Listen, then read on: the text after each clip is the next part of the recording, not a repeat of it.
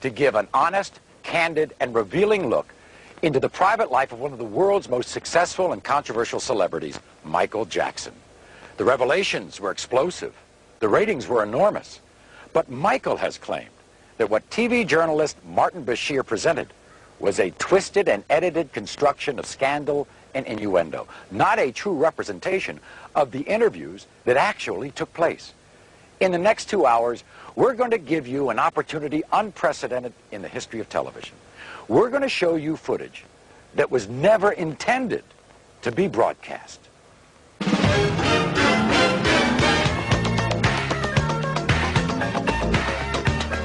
Tonight, the private video from Michael's own cameras. Cameras that shot the Michael Jackson interview. The footage you were never meant to see. As much as I do not speak about my family, I will. Right now.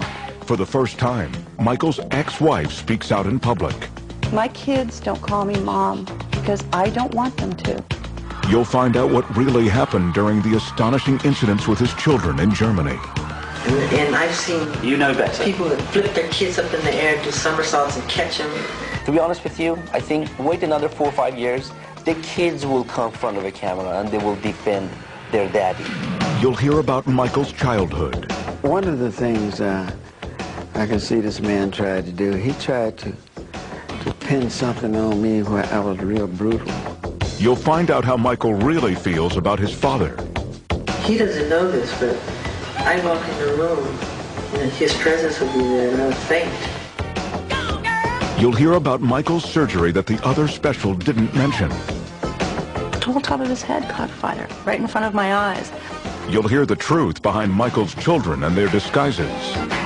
Michael's very proud of his children. I'm the one who's terrified. You'll go behind the rumors of the Neverland Ranch. Never do. I would slit my wrist if I were hurt. And find out how those rumors have driven a family from their home. Gavin called me. He was crying on the phone. He went in gas station. The kid in gas station, they start kidding. Oh, you are the kid doing this with Michael. You slept in Michael. They ruined this kid's life. You'll hear from the people closest to Michael. I've heard someone say on the television that no one should be allowed behind those gates at Neverland, especially the children. They don't even know what they're talking about. Plus, a surprise revelation from the man behind the Michael Jackson interviews. There'll be a lot of controversy about this. This is tabloid stuff. Well, you're beyond this. I know. You're a respected Well, All tonight on the Michael Jackson interview. The footage you were never meant to see. Hosted by Maury Povich. With Mr. Bashir's full knowledge, Michael had his own behind-the-scenes camera documenting the major interviews. The quality of the audio and video may be a bit raw at times, but it will enable you to see and hear the interviews as they actually happen, and will allow you, the viewing audience, to draw your own conclusions.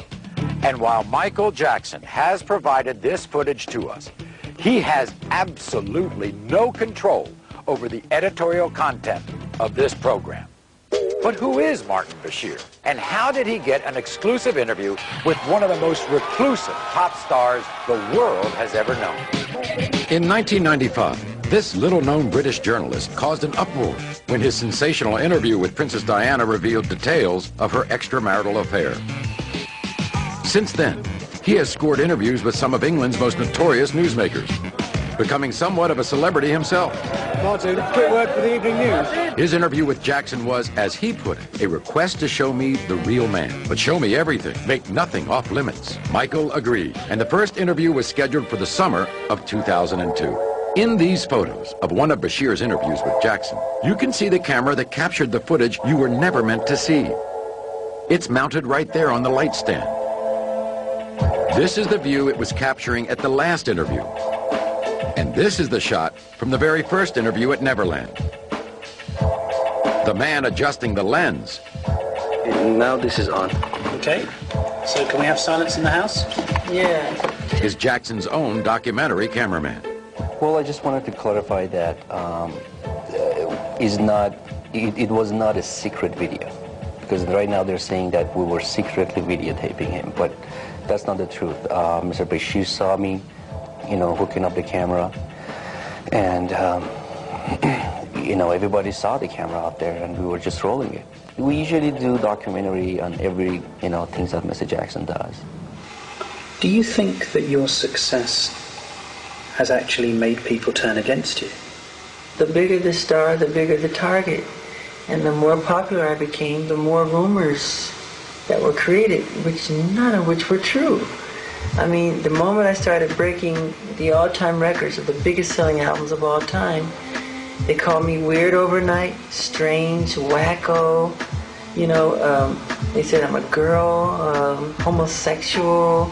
He wants to buy the Elephant Man bones. He sleeps in a hyperbaric chamber. None of that stuff is true. All completely made up. I've seen where you all sleep. A lie. I've seen where you sleep, exactly. And it's not a hyperbaric chamber. I sleep in a bed.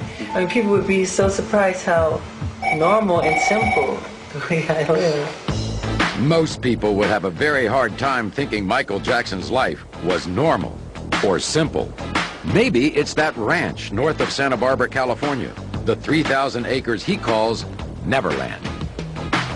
Neverland is an extraordinary, a breathtaking, a stupendous, an exhilarating, an amazing place. I can't gather together words to describe Neverland. What inspired you to make a home like this? What inspired me? It was so easy because it was me being myself, creating things that I love. And what I love, kids happen to love, or the child that lives inside the adult happens to love. You know, it is so easy because I'm just putting behind the gates everything I never got to do when I was a kid. Tell me why, is it so? Don't wanna let you go. I never can say goodbye, girl. Do you have regrets about the way your life has been? Somewhat. And what do you regret? When I was really little, when I was 11 or 12, I was under contract with Motown, and I would have to go to the recording studio. I had to go and make these albums because the summer tour was right around the corner, and right across the street from the recording studio was a ballpark, and I could hear the kids, you know, the roar of the crowd and playing and catching ball and having fun and playing tennis. And some of those times I so passionately wanted to just go over there and just play a little bit and not go to the recording studio and sing. Just to, you know, have some fun with the kids. And I couldn't.